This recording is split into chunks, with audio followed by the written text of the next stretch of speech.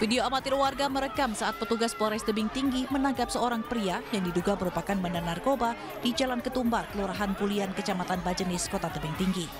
Sejumlah anggota keluarga dari pria terduga bandar narkoba berusaha untuk menghalang-halangi petugas Polres Tebing Tinggi ketika hendak membawa pria itu. Bahkan sempat terjadi keriuhan saat terduga pelaku narkoba dimasukkan ke mobil patroli. Beberapa warga langsung mengadang mobil patroli, bahkan seorang perempuan nekat menaiki kap mobil polisi. Aksi keluarga ini berakhir setelah petugas bersikap tegas dengan membawa paksa seluruh yang terlibat ketika menghalangi petugas saat membawa terduga pelaku penyalahgunaan narkoba ke Mapolres. Pada saat melakukan proses penangkapan, kita dihalang-halangi oleh pihak keluarga dan masyarakat setempat, dan akan tetapi tersangka berhasil kita bawa ke Polres Tebing berikut barang bukti. Dan masyarakat yang keluarga yang menghalangi juga kita amankan untuk diproses selanjutnya. Selain memeriksa pria terduga bandar narkoba, polisi juga periksa keluarganya yang mencoba menghalangi petugas di Polres Tebing Tinggi. Dari Tebing Tinggi, Sumatera Utara, Abdullah Sani Hasibuan, iNews melaporkan. Anda kembali di iNews Malam bersama saya Mirva Suri. Pemirsa, 2 pimpinan pondok pesantren di Lombok Timur ditangkap polisi karena diduga mencabuli santri. Pelaku mengiming-imingi para korban akan masuk surga jika melayani nafsu bejatnya.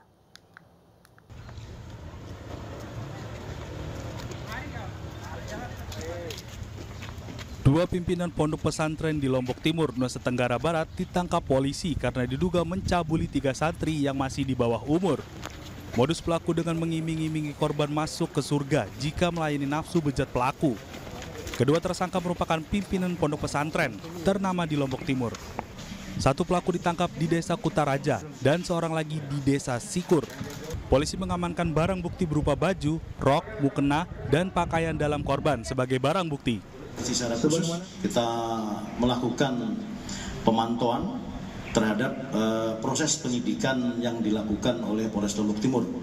Karena ini korbannya anak-anak, tentunya menjadi perhatian khusus kita semuanya, sehingga pada tanggal 6 Mei beberapa hari yang lalu kita melakukan asistensi, kita melakukan pengecekan secara mendetail terkait. Saat ini korban telah mendapatkan perlindungan dari LPSK.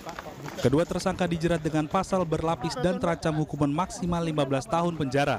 Dari Mataram, Nusa Tenggara Barat, Hari Kasih di iNews melaporkan. Menteri Sosial Tri Risma hari ini angkat bicara pasca kantornya digeledah KPK.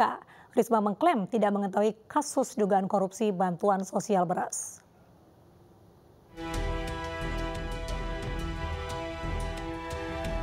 Menteri Sosial Tri Risma hari ini angkat bicara soal penggeledahan kantor Kemensos oleh penyidik KPK pada Selasa sore. Risma mengaku tidak mengetahui kasus dugaan korupsi bantuan sosial beras, lantaran dirinya belum menjadi Mensos saat kasus tersebut bergulir. Risma menilai program bansos beras tersebut aneh karena melibatkan banyak pihak. Dia mau cari data di Kementerian Sosial. Oh ya silahkan, saya bilang gitu. Saya kan nggak boleh intervensi terhadap pemeriksaan itu. Bu, saya minta ruangan untuk menyiapkan. Oh ya, nanti kita siapkan. Sudah, mereka naik. Mereka naik, sudah ketemu saya, mereka naik. Naik, terus saya nggak tahu udah kemana mau ke lantai ini, ada yang nganter. Sebelumnya, Komisi Pemberantasan Korupsi menggeledah kantor Kementerian Sosial terkait dugaan korupsi bansos beras untuk keluarga penerima manfaat dan program Keluarga Harapan. KPK mengincar dokumen bantuan sosial PKH tahun 2020 dengan menggeledah kantor Kemensos selama 8 jam dan membawa sejumlah barang dari ruang yang digeledah. Dalam kasus ini, KPK telah menetapkan 6 orang tersangka, salah satunya adalah mantan Dirut Transjakarta Kuncoro Wibowo. Dari Jakarta, Rian Rahma, Tri Julianti, iNews melaporkan. Sekretaris MA Hasbi Hasan dan mantan Komisaris BUMN Dadan Tri Yudianto belum ditahan oleh KPK. Keduanya selesai menjalani pemeriksaan di KPK selama 7 jam dengan status sebagai tersangka.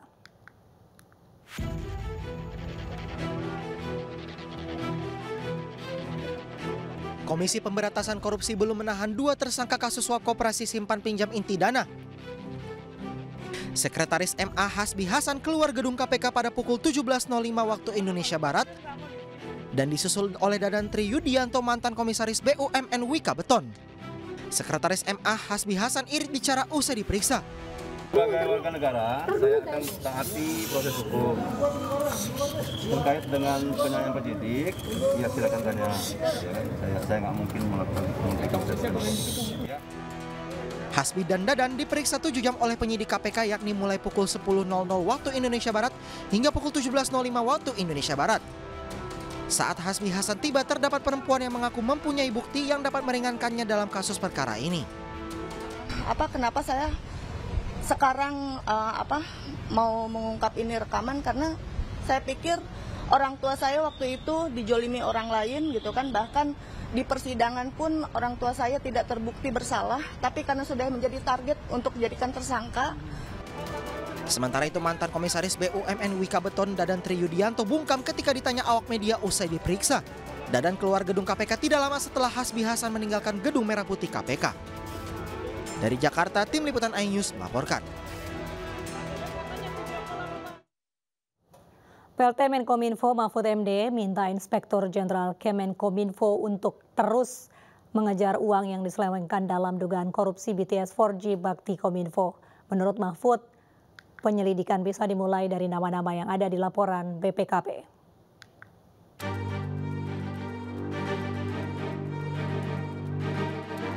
Dalam keterangan persnya Selasa kemarin di Jakarta, PLT Menkominfo Mahfud MD menyatakan dari dana 10 triliun yang telah dibelanjakan berdasarkan laporan BPKP, hanya 2 triliun yang benar-benar dibelanjakan untuk pembangunan menara pemancar atau BTS.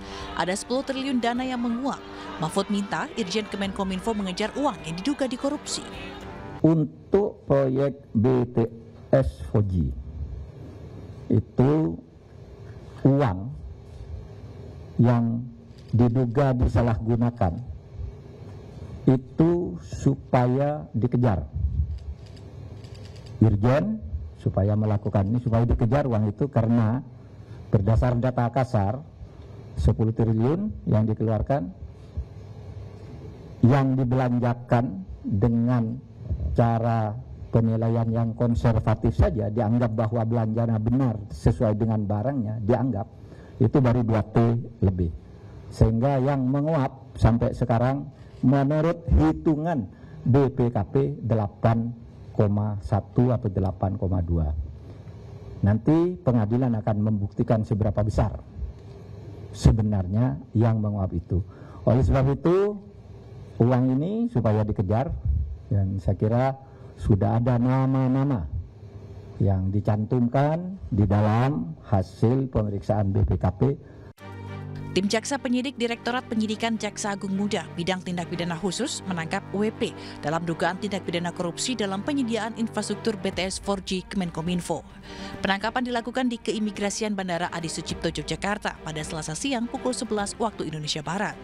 WP adalah orang kepercayaan tersangka IH yang menjadi penghubung dengan pihak-pihak tertentu dalam perkara dugaan tindak pidana korupsi di Kemenkominfo tersebut. Selanjutnya WP ditahan selama 20 hari terhitung sejak 23 Mei 2023 hingga 11 Juni 2023 di Rutan Salemba, Kejaksaan Negeri Jakarta Selatan. Dari Jakarta dan Yogyakarta, tim liputan iNews melaporkan.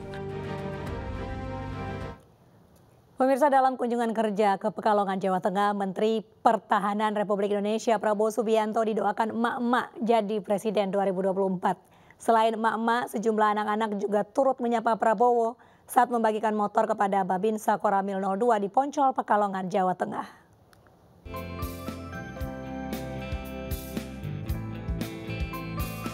Menteri Pertahanan Republik Indonesia Prabowo Subianto menyerahkan 112 motor dinas untuk para Babinsa di Koramil 02 Poncol, Pekalongan Timur, Kota Pekalongan, Jawa Tengah. Dalam kunjungan kerjanya ini, Prabowo disambut warga Pekalongan, bahkan didoakan emak-emak jadi Presiden 2024.